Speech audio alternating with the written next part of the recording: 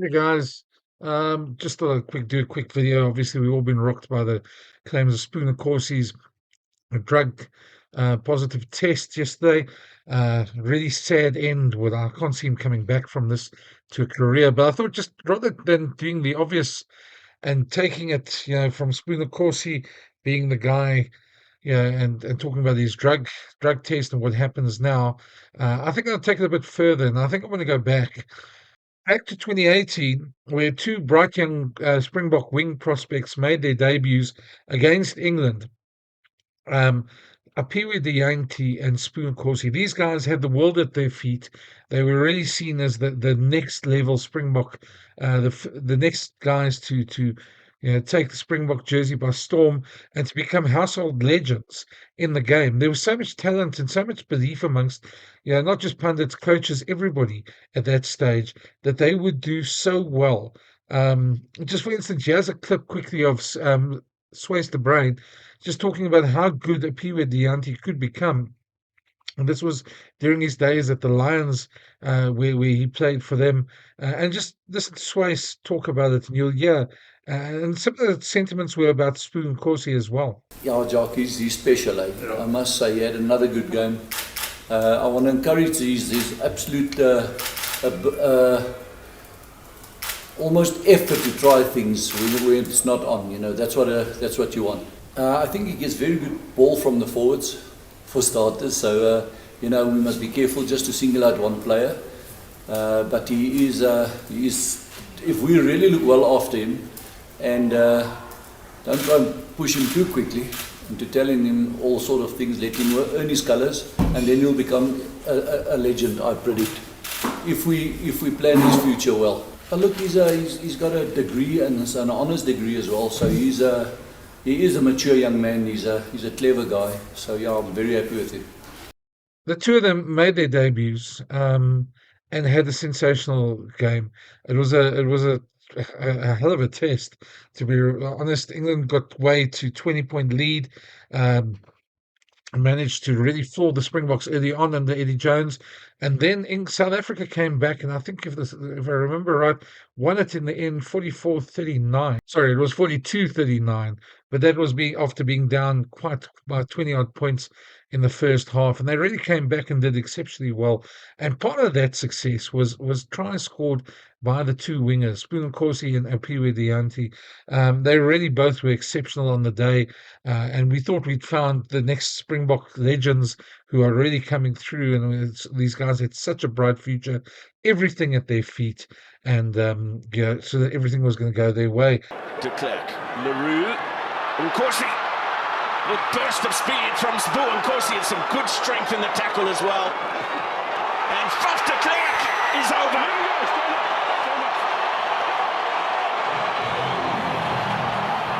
More possession on the front foot for the Springboks. De Klerk sniping and finding Derlendi. Nkosi once again, kick and chase. Oh, has he got it? Well, I thought he may have made the wrong decision to grab her at forward here. Well, it certainly kicked it a little bit far. The bounce was a bit fortunate. Followed up well. There's no doubt he's grounded it. That is a super score from Sbu Nkosi. Good little offload from the South African backs. De Klerk and Derlendi combining well, and then this man making full advantage. Tararira with a carry. De Klerk. Pollard. Here's Leroux. And beautiful inside ball. Oh, that's magnificent. A second try for Sbu Nkosi. It's just spot on. Took it to the line. The little pop pass just brilliant. Nkosi's in for his second, and South Africa are resurrecting themselves pretty early. What a test match we're seeing. De Klerk looks to his left. Snyman! And a little juggle, but then Aphiwe Dyantyi is there. What a day for the debutants. And this is how they reacted. Just to give you a bit of a flashback, this is both first Aphiwe and then Sbu straight after the game against England, and then followed by just Russie's comments on them on that day. This was Sia's first test as captain at this park. It was quite a historic moment as well. Really, really a great game to watch. And have a look at this. Is a bit of a memory, just how good they were, and just where they were at that stage. Park your home field. Yeah, I don't think it gets better than that. I don't think it gets better than that. Did it live up to your expectation of what a test match would be like? It definitely did. I think the first quarter, obviously, we didn't start very well, but I think the guys did very well to regroup, especially in the second quarter. I think we started getting the ascendancy, and from there, I think the guys did very well, to control the game. Got a bit frantic in the last 10 minutes, but I think overall it was a good performance, from the team, and I think we can build from it. Was there a seed of doubt planted in those first 20 minutes? Surprisingly not. I think the past 2 weeks we've worked really hard, and the coaches have really tried, to really get the system into the guys, and I think it was a matter of time, we just needed to get our confidence back and just get the ascendancy, and I just think in that, in those small margins, especially in a test match, in those 50-50s, and I think in the first 20 minutes, they were in their favor, and I think we did very well, as I said again, to really come back from that. Was your heart in your mouth because you bobbled a bit the ball? No. I mean, it was a face ball, and the guy Lukhanyo was on my inside, and I thought he was going to catch it, But spare the moment, and I caught the ball. Just grateful that I scored the try. So it's a huge honor to score on my debut. I'll credit it to the service that we got from the inside backs, and we blended well as a back three, and I'm very happy about that. Now we always knew we were going to win. They presented a different challenge. It just needed us to adapt, and we did adapt accordingly, and we gained dominance as the game went on. It's very exciting. I did my best to keep myself calm, and it was very early in the game, and I understand that I still have the entire game to play, so I can't get comfortable just because I've now scored a try in the Springbok jersey. Yeah, well, excitement. I think they definitely do. I think Sbu last year already was close to making the team, if I read the reports correct, and what I watched from Ireland, he was definitely one of the standout wingers. And this year again he's been really physical and doing a lot of great work on attack and defense, and certainly has improved in the areas which we thought he was maybe vulnerable. He's getting better. And then Aphiwe, I think he's an exciting youngster. He's playing at home.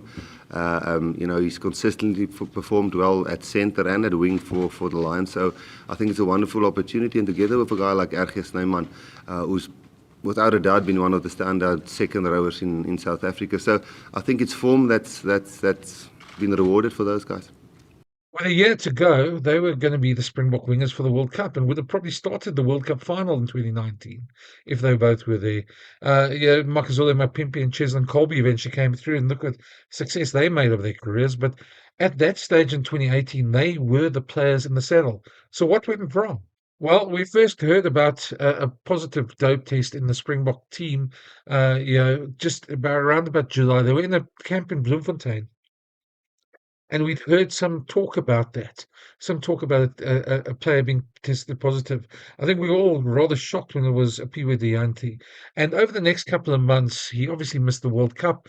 Sbu Nkosi would go on and become a World Cup winner, but Aphiwe would carry on and contesting it. He wanted his B sample. Tested, and that came back tested positive as well. And then he was offered to give a defense. He gave a defense that he inadvertently took a sip from a friend's bottle at the gym. Now this was unfortunately, in these doping cases, we keep on hearing players that say they never did it, they never intended it, it wasn't them, wasn't me. That's quite common in these cases. But in Aphiwe's case, taking a sip from his friend's water bottle, he was asked to give more information about that, and he never did. And to this day, he's never revealed which friend it was, what was in the water bottle, or anything about it. And so, without any corroborating evidence, it was dismissed by the panel. And quite honestly, Yeah, at the time when I was doing stories about it, the guys in the doping industry, well, the SA Institute of Drug-Free Sport, would say that if he came forward and he sort of came clean, and he gave names of others that obviously also did the same sort of thing or sort of supplied the stuff, then they probably would have given him a lighter sentence. But the fact that he didn't made him get a 4 year sentence, and so there, his career was basically over. 4 years done down the drain, and he missed 4 years of rugby. While this was all happening, of course, South Africa started getting a lot of sort of unwarranted attention about the doping problem, particularly from Irish pundits. And who will forget this exchange from the off the ball guys who love sort of targeting South Africa about the doping, so called doping culture in South African rugby. And have a listen, poor Matt Proudfoot was just trying to conduct a World Cup press conference, and he had to answer these allegations. So there's been a lot written in Irish media over the last couple of days about rugby and drugs in rugby, and a question for you as somebody who's worked in the Northern Hemisphere. It's kind of a two-pronged question. We've had to ask hard questions in Ireland of underage players in schools as well. Does rugby have a doping issue, and does South African rugby have a doping issue? I think I'm a forwards coach, mate. You know, that's something for administrators to answer on. I wouldn't have to be able to answer that question. I don't have the information to answer that question. If you ask me something about the game specifically, I could answer that. But I mean, that's for administrators. Are you concerned at all about the image of South African rugby? I think the image of South African rugby is portrayed about what you see on the field. You know, we're competitive. We're a competitive nation. If you look at from our sevens team, how well they're competing on the world stage. Our junior side third in the world championships, junior championships. The Springboks competing well. The women's team qualifying. So I think that's the image of South African rugby that needs to be attained. I think if from a sports spectator point of view, of course, doping in sport is something that continually needs to, not just rugby, continually needs to be addressed on a worldwide platform. So to talk about it from an assistant coach position, I don't think it's my role to speak about. Of course, this was all made worse by a rather innocuous picture of the Springboks with their shirts off that led to some of this. So these wild allegations by some people at the time saying that the Springboks had a doping culture, which has really never been proven. And on that, I suppose we should address the fact that there is doping in rugby. No one's denying it. There's quite a bit at times, and a large part at schoolboy level. It's a huge problem at schoolboy level, but it's so hard to police. Part of the reason is because the players are under 18. If you need to test them, you need parents' consent, and schools aren't allowed to test players. Outside organizations like SA Institute for Drug-Free Sport can't go to schools and just randomly test players. They need the school's permission. They need parents' permission. And you can just imagine what sort of problems that all brings up in this situation. So, that makes it very difficult to police schoolboy doping. Unfortunately, there is a rife culture in schoolboy doping, but not only in South Africa, everywhere across the world. The one place that schoolboys can be tested, though, is at the Craven Week when they come with their provincial teams. There are tests done, and South Africa conducts more schoolboy doping tests than anywhere in the world. I think it's close to 300 schoolboys are tested at every provincial week. Now, that's a lot bigger than a lot of places in the world. And from what I've heard as well, there's only 2 or 3 countries that actually test schoolboys as well. So how big is the doping culture in schoolboy rugby? Well, it's easy to point fingers at South Africa, but if you test more, the chances are you are going to catch more cheats, and that's what happens. No way am I condoning anybody who does get caught as a doping cheat, but you have to also see it from the authorities' point of view. They a bit hamstrung by this, and they can't force tests on schools and on juniors, but where they can, they do them, and they do them a lot more than the rest of the world. So does South African schoolboy rugby have a doping culture? Most definitely. There's a lot of doping. Does it filter into provincial level and international level? In the most part, no. And is it only South Africa? Definitely not. There's a lot more going on around the world, and in the dark corners of gyms and things like that, there are these things happening. And I still believe, even though it is happening, it's only a handful of them, the majority of rugby players that do doping, and mostly for personal reasons. In my experience, 30 odd years of being a rugby journalist, mostly it's been players trying to get back from injuries. But still, where does this leave everybody? I think, yeah, a lot of times it's very easy to point fingers at South Africa. There have been more international or professional rugby players probably caught in South Africa over the last years for doping than in other parts of the world, but they have been also tested more. So, yeah, there is some validity to that, and no one's going to shy away from the problem and say it's not there. But I think it isn't as widespread as some people may believe, and when it is, quite often they're caught as well. But yes, back to Dyantyi. His doping ban was for 4 years. It ended in 2023. He came back. He played for the Sharks. Rather underwhelming, to be very honest. Didn't really have the comeback that everybody hoped and all his supporters hoped he should have. He was celebrated at the time for the comeback, and I must be honest, I wasn't one of those who celebrated him in his comeback. I thought, at the end of the day, you can't celebrate. Second chances are one thing, and everybody deserves a second chance. But when you're caught doping, you have a certain responsibility to the sport, etc. And so I don't think it's a celebration. No problem with the guy serving his ban and coming back, but that's where it stops for me. But he had a very underwhelming time at the Sharks. He didn't really put in the performances that made him a Springbok. He struggled to do that again. And now he signed for the Bulls, where maybe he'll get a second lease of life. But it didn't happen for Sbu Nkosi, who was at the Lions and the Sharks, and then obviously went to the Bulls, and that's where his pathway went south. So let's have a look at Sbu Nkosi at the moment. Now, Sbu Nkosi was another extremely talented player, also really played well. He went to the World Cup, won a World Cup winners medal, and was really expected to also carry on his upward trajectory in Springbok rugby. He then signed for the Bulls, though, and that's where things really went south. There was talk at the Sharks when he was still there that there was reasons why he left, that he was AWOL a lot of the time, that he didn't come to practice, that there were money problems, there was all sorts of other things that was rumoured at the time. Nobody ever spoke publicly about it, but the Sharks were quite happy to let him go at that stage, and we all heard that story as well. So he moved to the Bulls, and then at the start everything went well. Then the wheels started coming off. He was late to a team meeting when they were in Limerick before a URC game against Munster. He was sent home from that, and then he disappeared. We didn't hear much about it until about 3 weeks after he disappeared. The Bulls started raising the alarm, really fearing for his safety because they couldn't get hold of him. Morning. So the Blue Bulls company is holding a press conference regarding the winger Sbu Nkosi, who had gone AWOL and was only found yesterday. Our reporter Percival Young is at Loftus and joins us now for a quick update. A very good morning to you, Percy. We've been so concerned over the past couple of days with regard to Sbu. What do you know, and is he feeling okay? I know that he is safe now.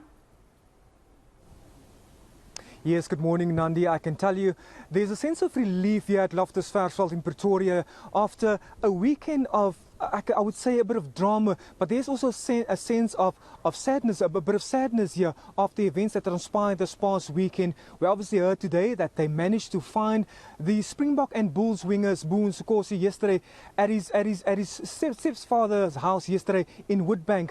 But what the CEO, Mr. Edgar Rathbone, said today was a rather sad part of this whole story, saying that they've discovered that the player has come forward and disclosed that he's not dealing very well with the pressures of professional sport at this level, playing for the Springboks and playing at the highest level for the Blue Bulls.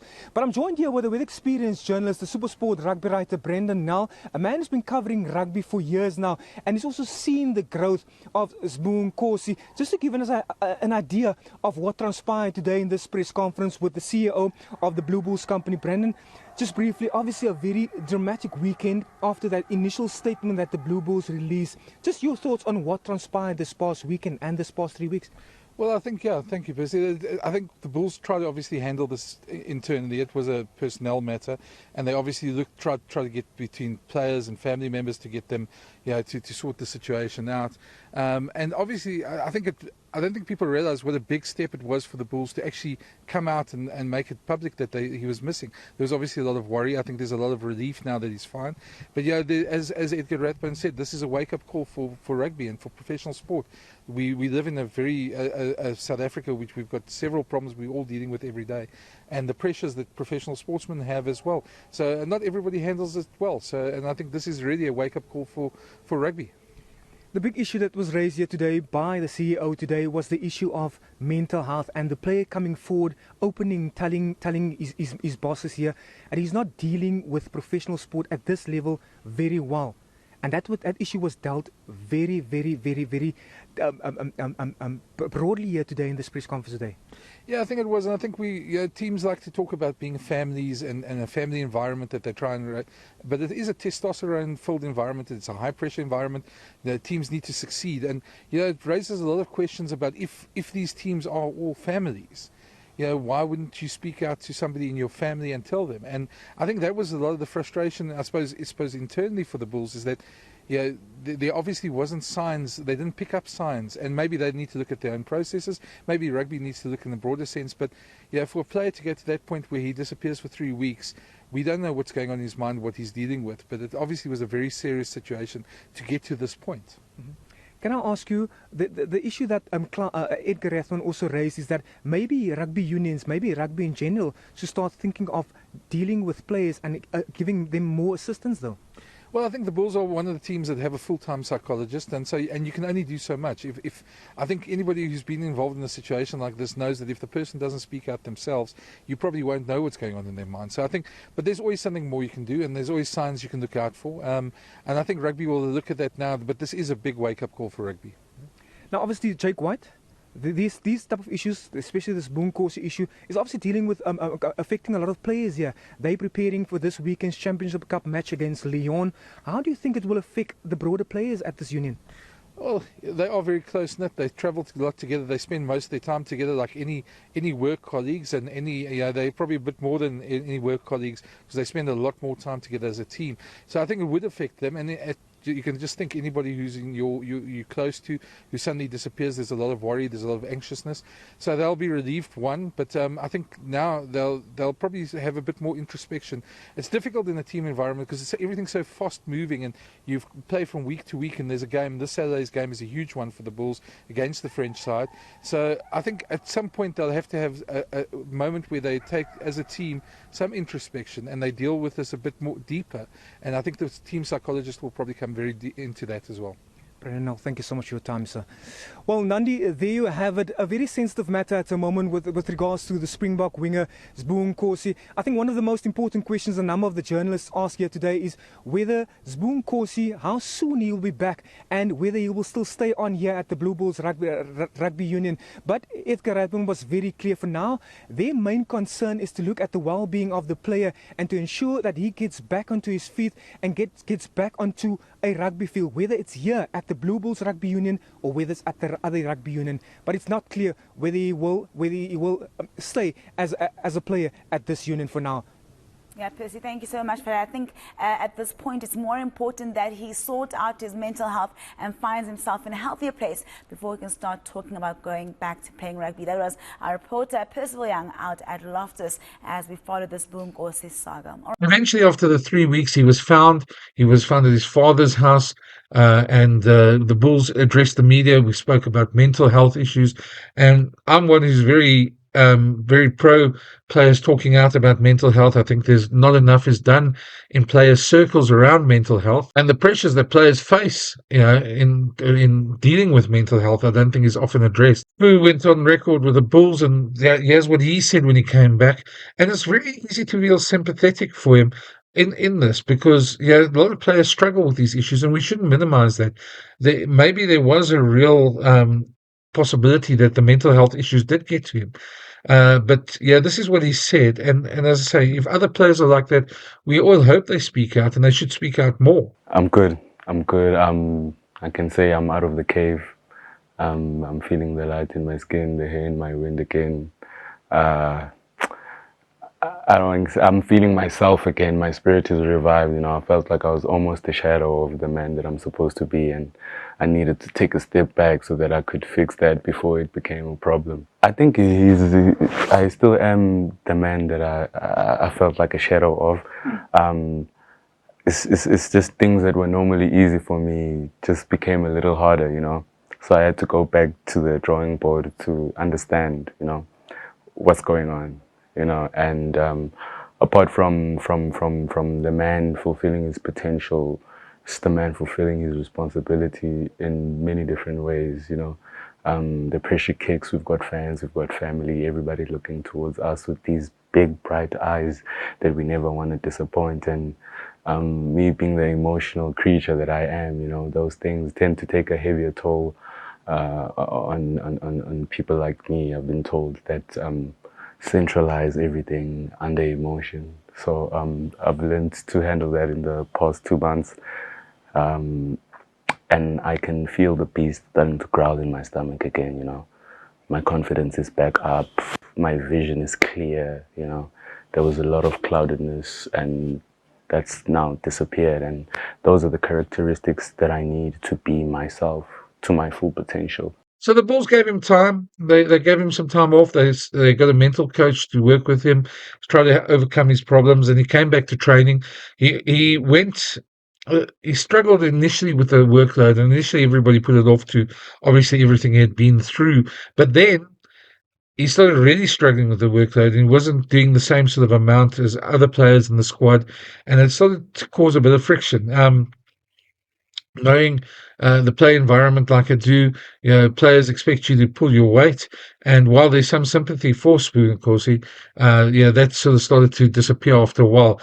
His mental coach, or his doctor, sports mental, what do you call him, a sports psychiatrist that was helping him, asked for the Bulls to give him 3 weeks off to try and sort out some matters as well. He took the 3 weeks off. He actually took 5 weeks off. He didn't inform the Bulls then of coming back after 2 weeks, and then just literally wasn't putting the workload that they wanted. So that there was this very tense relationship. Well, the Bulls obviously started running out of patience at the point, and they allowed him, even though he wasn't being picked for the Bulls team, they allowed him as well to go over and play for the Barbarians. And then when he was at the Barbarians, he posted this infamous post. You know, they said he had a great game for the Barbarians, and it was reviving to my passion, although that's a bit of a typo, to spend a mere week with men who are pure of heart, a break from being judged by men who are bigger in their minds than they are in reality. Now, that wasn't taken very well by the Bulls, because, I mean, obviously, he was throwing some shade at the Bulls there, and you couldn't expect them to take that right, especially from their minds. They had given him much more leeway than they would give any professional player, and really given him a lot of time off where he should be playing. And if you think as well, it's easy to say, well, they should have been a bit more understanding. But at the end of the day, rugby is a business. Professional sports a business. And when you got an investment of around about 5 million per season in a player, you expect some sort of return from them. Yeah, it would be sad, Sbu. It would be sad if that happens. I mean, I don't think anybody, I've got kids his age, I don't think anybody would like to see someone go from a World Cup winner into, you know, not being guaranteed of playing rugby. He's a talented player. I'm very disappointed with what he wrote on social media. I mean, he knows it. I've had a meeting with him. You know, considering the Bulls let him go and play in a game overseas, you know, to read the comments he made was obviously disappointing. But as I said, you know, he's got to make decisions. He's a big boy now. You know, he's got to make decisions about where he wants to go, and it's not always in anyone else's hands other than the player. You know, so at this point in time, he's got to look and see where, as I said, where he wants to go. But at this point in time, you know, he's not playing well enough. He's not training hard enough. I don't see him enough for him to warrant selection above guys that have been training in the group anyway. So yeah, it's not. I mean, it's not for me to discuss the guy's future. He's as I said, he's a big boy now. He's he's a World Cup winning Springbok. He's got to make decisions now about where he wants to be, and he's got to make sure that those decisions are in the best interest of both himself and the club. It's easy to see both sides of the story, but yeah, at the point that they had to come to a breaking point, and the Bulls eventually let Sbu Nkosi go from his contract. They cancelled his contract, left him, and it was quite interesting that no other club touched him, given his pedigree, given the amount of work he did, given even the form he showed in the Barbarians game that he played in. You would think somebody would pick him up. No other South African team would touch him. There's a lot of talk about why that was. Apparently, a lot of them saw him as a bit of a troublemaker, and there was also rumors going around at the time that it wasn't really mental health issues. That, I mean, we can never confirm these, but there's rumors that there was gambling debts involved, and there were that he maybe wasn't missing, that he was maybe either in hiding or you know with some people who he owed money. And well, we never got to the bottom of that, so I can't really say if it's true or not. But we did hear all these rumors at the time. Still, there's no evidence that any of that happened. But I know there was a very unhappy situation. His agents tried to get him a gig in France and trying to move him to one of those clubs, but they didn't find any interest there. And eventually, he signed for the Cheetahs. He played on a 1 year contract, and Frans Steyn gave him another chance as director of rugby of the Cheetahs. And he immediately repaid. In his first game, scored a lovely try. Against the Griffins, and really looked like he was starting to work his way back. Capable, so skilled. Oh, beautiful hands from the Cheetahs on the outside. Sbu Nkosi. And a penalty advantage to the home team again. Wenzel with the cross kick for Sbu Nkosi. Drink it in. And then we were hit by this news from Report on Sunday. Great bit of work there by Hendrik Cronje and Tinus van Staden in uncovering this. And now he has to have he's asked for his B sample to be tested, but knowing the way these things work, if the B sample usually is taken, it's taken at the exact same time as the A sample. And if it is tested positive, well, then he's unfortunately facing a 4-year ban as well. A very sad end to what was a very promising career. Of course, there are wider questions here, such as why this is the fourth high-profile young black player to be tested positive there. Those questions, whether this is related, whether there is more pressure on those players than the other players, or whether it was just individuals making stupid mistakes, bad mistakes that cost them in their career. Only they will know, and we haven't got to the bottom of that. But this should be, in a wider industry significance, you should be looking more at that, at the pressures that top young players face, not just black players, all players of all races, and the way they handle the pressure as well, and especially when they're injured, the pressure of getting back to action and getting to the top of their game. I know that pressure gets to a lot of players, but a lot of players don't turn to banned substances. And right now, the onus is on players to know what they're taking in their body, and the sort of I didn't know is no longer seen as an excuse by anybody in rugby or in sport, in professional sport. So the future's not looking great for Sbu Nkosi. If he does get the 4-year ban, and there's quite a lengthy process, he's going to find it very difficult to come back to rugby after that. His age will count against him. There's younger players and more hungry players that come back. There's very few times that if it's in the midway in the career, a player comes back. Of course, the other two players that were tested positive, Chili Boy Rolopeta, who's facing a 4-year ban, who's in the process of that at the moment, which he probably is never going to come back to rugby again. Probably is too old by the time the ban ends anyway. And Elton Jantjies, who's still fighting his ban. He keeps on saying that he didn't do it, and he has sort of information on people that didn't do their jobs properly, whatever that meant. He released a very cryptic Instagram post the other day and then deleted it. And he's sort of now banking on the fact that the lab in Bloemfontein lost its certification, and that's what he's banking on now. So we'll see where that outcome comes there. But I think it's a long shot for Elton Jantjies. Unfortunately, his career seems to be over as well.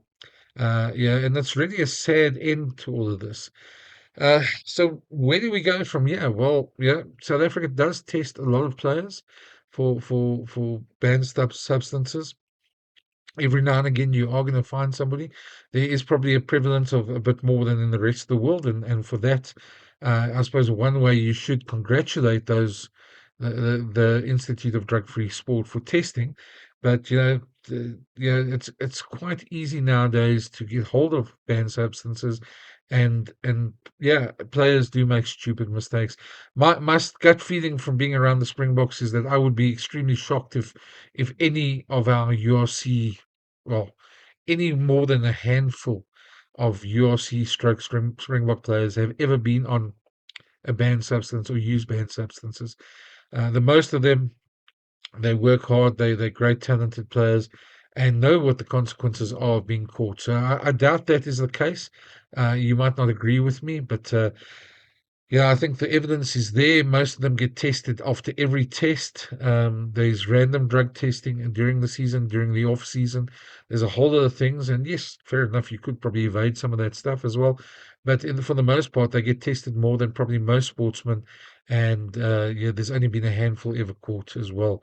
So I don't believe it's an epidemic. I don't believe it's a huge thing in South African rugby. At schoolboy level, I think it's much more prevalent, but I think when the stakes are higher at provincial and international level, players know what the consequences are, and they know their whole career could be ended in a flash. So, as we've seen here, unfortunately, these two players, Aphiwe Dyantyi and Sbu Nkosi, had the world at their feet, and now 4 or 5 years later, unfortunately, yeah, looks like they're going to go down into in a chronicled as drug cheats, as players who never fulfilled their potential, and the players who so much more was expected from them, and role models for people that never materialized like they should.